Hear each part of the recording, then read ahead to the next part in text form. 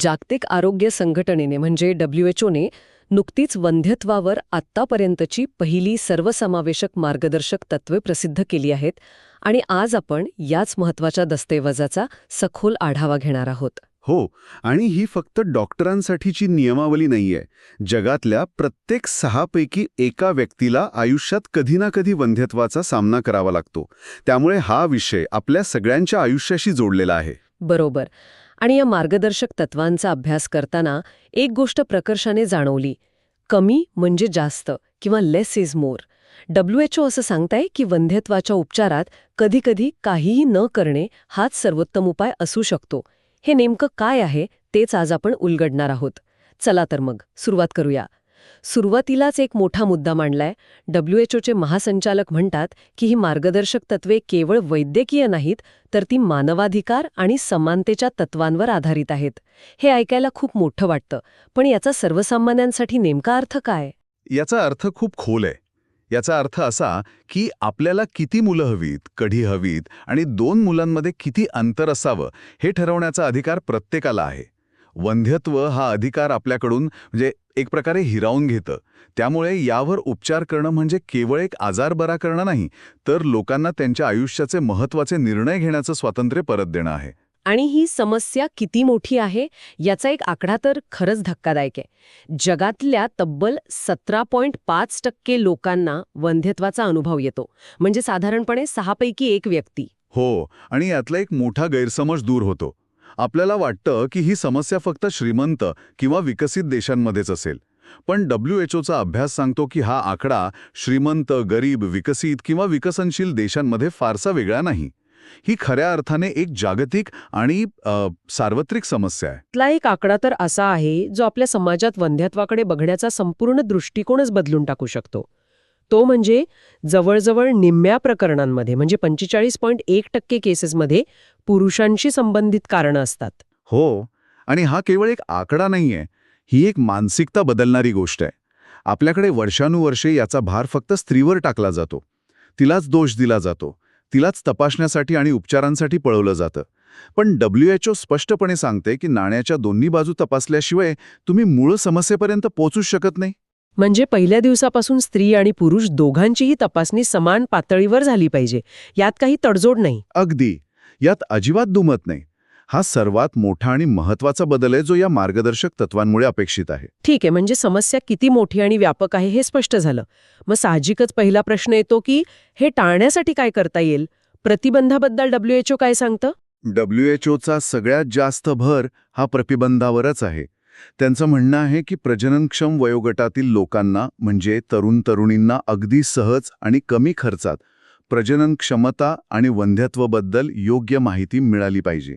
ही माहिती कुठे आणि कशी द्यायची? शाळा कॉलेजमध्ये, प्राथमिक आरोग्य केंद्रांमध्ये किंवा अगदी सोशल मीडियावरूनही, डिजिटल किंवा छापील स्वरूपात. यात काय महत्त्वाचं आहे तर वयानुसार प्रजनन क्षमतेत कसा बदल होतो, धूम्रपान, मद्यपान, वाढलेलं वजन यांसारख्या जीवनशैलीतील धोक्यांमुळे काय फरक पडतो आणि सगळ्यात महत्त्वाचं म्हणजे वेळेवर वैद्यकीय सल्ला का घ्यावा हे समजावून सांगायला हवं. माहिती हेच सर्वात मोठं शस्त्र आहे. धूम्रपानाचा तुम्ही उल्लेख केलात, त्याबद्दल तर एक खास शिफारस आहे 5 A's नावाची. बरोबर. ही एक सोपी पद्धत आहे. डॉक्टर किंवा आरोग्य कर्मचाऱ्यांनी तंबाखू वापरणाऱ्या प्रत्येकाला 30 सेकंद ते 3 मिनिटांचा छोटासा सल्ला द्यावा. 5 A's म्हणजे आस्क म्हणजे त्यांना विचारा, ॲडवाईज धूम्रपान सोडण्याचा सल्ला द्या, असेस ते सोडायला तयार आहेत का ते तपासा, असिस्ट त्यांना मदत करा आणि अरेंज त्यांचा पाठपुरावा करा. धूम्रपानामुळे विशेषतः महिलांमध्ये वंध्यत्वाचा धोका वाढतोय हे स्पष्टपणे सांगणं खूप गरजेचं आहे. आणि याच प्रतिबंधात्मक उपायांमध्ये लैंगिक संक्रमित संसर्गाचा म्हणजे STIsचा धोका कमी करण्यावरही भर दिला आहे. हो, कारण अनेकदा STIsची लक्षणं दिसत नाहीत, पण आतून ते नुकसान करत असतात. उपचार न झालेल्या क्लॅमिडिया किंवा गोनोरियासारख्या संसर्गामुळे फॅलोपियन ट्यूब्समध्ये अडथळा निर्माण होऊ शकतो, ज्यामुळे वंध्यत्व येतं. त्यामुळे गर्भधारणेचे नियोजन करणाऱ्या जोडप्यांना याबद्दल माहिती देणं आणि काही लक्षणं दिसल्यास किंवा शंका आल्यास त्वरित तपासणी आणि उपचार घेण्यास प्रोत्साहित करणं खूप महत्त्वाचं आहे. ठीक आहे. म्हणजे प्रतिबंधासाठी जीवनशैली आणि योग्य माहिती खूप महत्वाची आहे. पण समजा एखाद्या जोडप्याला अडचणी येतच आहे, तर मग ती नेमकी काय आहे हे शोधून काढण्याचा WHO चा मार्ग काय सांगतो? ही निदान प्रक्रिया नक्की चालते कशी? कारण ती खूप गुंतागुंतीची आणि खर्चिक असू शकते. आणि इथेच तो कमी म्हणजे जास्त हा दृष्टिकोन पुन्हा समोर येतो. WHOचा प्रयत्न आहे की निदान प्रक्रिया सोपी, स्पष्ट आणि कमी खर्चिक असावी. सुरुवात महिलांच्या तपासणीपासून करूया. पहिली पायरी म्हणजे ओव्ह्युलेशन, म्हणजेच स्त्रीबीज तयार होऊन बाहेर पडतंय की नाही हे तपासणं. यासाठी तर अनेकदा महागड्या सोनोग्राफी करायला सांगतात. बरोबर. पण WHO म्हणतंय की जर महिलेची मासिक पाळी नियमित असेल तर उगाच सोनोग्राफी करण्याऐवजी मिड ल्युटियल सीरम प्रोजेस्ट्रॉन नावाची एक साधी रक्त तपासणी करावी. ही तुलनेने खूप स्वस्त आहे. आणि जर या तपासणीचा रिपोर्ट निगेटिव्ह आला, म्हणजे ओव्ह्युलेशन होत नाहीये असं दिसलं तर? ती तपासणी पुढच्या महिन्यात पुन्हा करावी. एकाच रिपोर्टवर अवलंबून राहू नका, असं WHOचं स्पष्ट म्हणणं आहे. पुढचा मुद्दा येतो फॅलोपियन ट्यूब्सचा. त्यात काही अडथळा आहे का? हे कसं तपासायचं? फॅलोपियन ट्यूब्स म्हणजे अंड्याला गर्भाशयापर्यंत पोचवणारे रस्ते. हे रस्ते मोकळे आहेत की नाही हे पाहण्यासाठी 2 मुख्य तपासण्या आहेत, HSG आणि हायकोसी. सोप्या भाषेत सांगायचं तर या दोन्ही तपासण्यांमध्ये एक विशेष द्रव वापरून आतमध्ये काही अडथळा आहे का हे पाहिलं जातं. जसं आपण ड्रेनेज लाईनमध्ये पाणी टाकून बघतो की ती चोकअप आहे की नाही, तसाच काहीसा हा प्रकार आहे. दोन्हीपैकी कोणतीही पद्धत वापरली तरी चालते. आणि गर्भाशयाच्या आत काही समस्या असेल तर? त्यासाठी सलाईन इन्फ्युजन सोनोग्राफी म्हणजे SIS ही सर्वात उत्तम मानली जाते. यामध्ये गर्भाशयात सलाईन भरून सोनोग्राफी केली जाते, ज्यामुळे आतली पोकळी स्पष्ट दिसते आणि फायब्रॉइड्स किंवा पॉलिप्स सारख्या समस्या सहज लक्षात येतात. आता पुरुषांच्या निदानाकडे येऊया. वीर्य विश्लेषण किंवा सीमेन एनालिसिस ही मुख्य तपासणी आहे. याबद्दल काही खास सूचना आहेत का? हो, आणि ती खूप महत्वाची आणि व्यावहारिक आहे. जर वीर्य तपासणीतील एखादा घटक, उदाहरणार्थ शुक्राणूंची संख्या किंवा त्यांची हालचाल, सामान्य पातळीच्या बाहेर असेल तर कमीत कमी 11 आठवड्यानंतर तपासणी पुन्हा करावी. 11 आठवडे? एवढा मोठा गॅप का? कारण शुक्राणू तयार होण्याची पूर्ण प्रक्रिया सुमारे 3 महिन्यांची असते. या काळात ताप येणं, एखादं औषध घेणं किंवा तणाव यांसारख्या अनेक गोष्टींचा रिपोर्टवर परिणाम होऊ शकतो. त्यामुळे एकच रिपोर्ट खराब आला म्हणून घाबरून जाऊ नये. दुसरी संधी द्यायला हवी.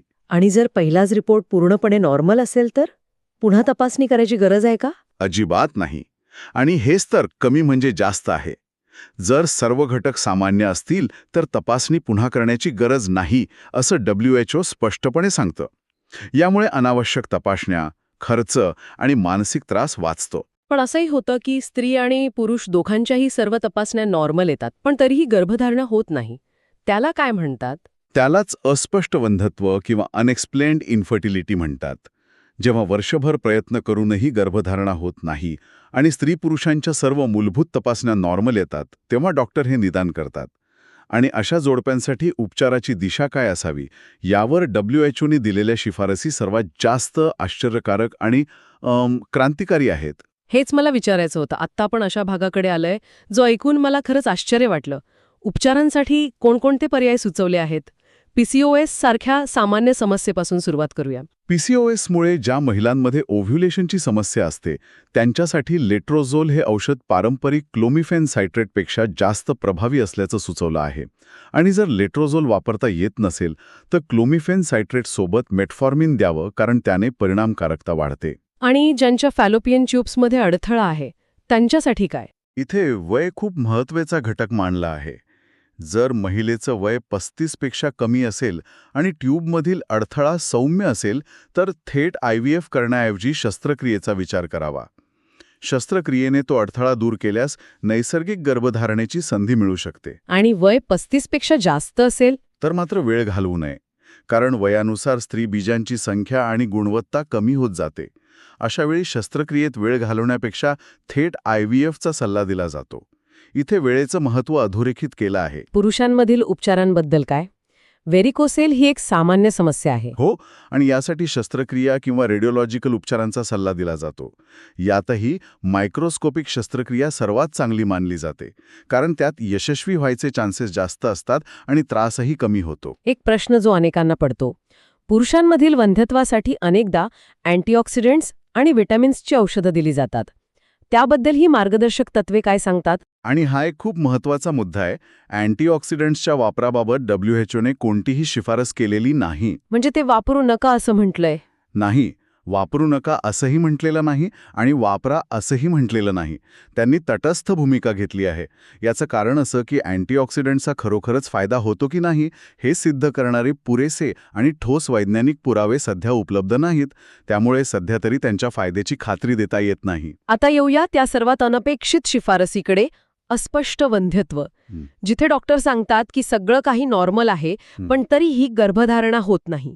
अशा वेळी काय करायचं? अशा जोडप्यांसाठी लगेचच IUI किंवा इतर औषधोपचार सुरू करण्याऐवजी 3 ते 6 महिने प्रतीक्षा व्यवस्थापन म्हणजे एक्सपेक्टंट मॅनेजमेंट करण्याचा सल्ला WHO देतं. थांबा, म्हणजे काहीही न करता फक्त वाट बघायची? अगदी बरोबर. कोणताही वैद्यकीय हस्तक्षेप न करता नैसर्गिकरित्या गर्भधारणेसाठी प्रयत्न करत राहायचे. हे ऐकायला विचित्र वाटेल, पण अभ्यासात असं दिसून आलं आहे की अस्पष्ट वंध्यत्व असलेल्या काही जोडप्यांना या काळात आपोआप गर्भधारणा होऊ शकते. यामुळे अनावश्यक, खर्चिक आणि मानसिक ताण देणाऱ्या उपचारांपासून त्यांची सुटका होते. हा लेस इज मोर दृष्टिकोनाचा कळस आहे. पण समजा 6 महिन्यांची वाट पाहूनही काहीच झालं नाही, तर पुढे काय? थेट IVF करायचा? नाही, आणि हाच महत्त्वाचा मुद्दा आहे. WHO म्हणतंय की थेट सर्वात मोठ्या आणि खर्चिक उपायाकडे उडी मारू नका. त्याआधी एक मधला टप्पा आहे, स्टिम्युलेटेड IUI म्हणजे SIUI. यामध्ये स्त्रीला काही औषधं देऊन ओव्ह्युलेशनला मदत केली जाते आणि पुरुषाचं वीर्य थेट गर्भामध्ये सोडले जाते. म्हणजे एक प्रकारे पायऱ्या चढत जाण्यासारखं आहे. आधी काहीच न करणं, मग थोडा हस्तक्षेप आणि मग शेवटचा पर्याय. अगदी बरोबर. It's a step wise approach. जर प्रतीक्षा व्यवस्थापन अयशस्वी ठरलं तर IUIचे काही सायकल करून बघा, आणि तेही अयशस्वी झालं तर मग तिसऱ्या आणि अंतिम टप्प्यात IVFचा विचार करावा. IVF बद्दलही एक महत्त्वाची सूचना आहे. अस्पष्ट वंध्यत्वामध्ये IVF सोबत ICSI वापरण्याची शिफारस केलेली नाही. हे ICSI काय आहे? साध्या IVFमध्ये अंड्यांभोवती लाखो शुक्राणू सोडले जातात आणि त्यातला एक शुक्राणू स्वतः अंड्यामध्ये प्रवेश करतो. ICSIमध्ये मात्र डॉक्टर स्वतः एक शुक्राणू निवडून तो थेट अंड्यामध्ये इंजेक्शननी टोचतात. ही एक अधिक गुंतागुंतीची आणि खर्चिक प्रक्रिया आहे. जर वीर्याचे रिपोर्ट सामान्य असतील तर ICSIची गरज नसते. साध्या IVF पुरेसे आहे. गरज नसताना ICSI वापरणं म्हणजे सुईच्या कामासाठी तलवार वापरण्यासारखं आहे. वा, म्हणजे आज आपण WHOच्या पहिल्या मार्गदर्शक तत्वांमधील अनेक महत्त्वाचे आणि काही आश्चर्यकारक मुद्दे जाणून घेतले. यातून एक गोष्ट स्पष्ट होते की वंध्यत्व ही एक जागतिक समस्या आहे आणि त्यावर मात करण्यासाठी एक स्पष्ट, पुराव्यावर आधारित आणि रुग्णांच्या हिताचा विचार करणारा मार्ग उपलब्ध आहे. स्त्री-पुरुषांना समान मानणे, अनावश्यक तपासण्या आणि उपचार टाळणे आणि कमी खर्चिक पर्यायांना प्राधान्य देणे हा या मार्गदर्शक तत्वांचा खरा गाभा आहे. नक्कीच. या मार्गदर्शक तत्वांनी सध्याच्या पुराव्यांवर आधारित एक स्पष्ट रोडमॅप दिला आहे, पण त्याचबरोबर भविष्यातील काही आव्हानंही समोर आणली आहेत. या दस्तऐवजात संशोधनातील उणीवा आणि भविष्यातील व्याप्ती यावरही चर्चा आहे. म्हणजे पुढे विचार करण्यासारखा मुद्दा कोणता आहे? फर्टिलिटी प्रिझर्वेशन करायची असते त्याबद्दल काय, आणि डोनर स्पर्म, डोनर एग्ज किंवा सरोगसी यांसारख्या पर्यायांबद्दल काय? हे नवीन घटक भविष्यात फर्टिलिटी केअरचं चित्र कसं बदलतील यावर आपल्याला पुढील काळात अधिक संशोधन आणि लक्ष केंद्रित करावं लागेल.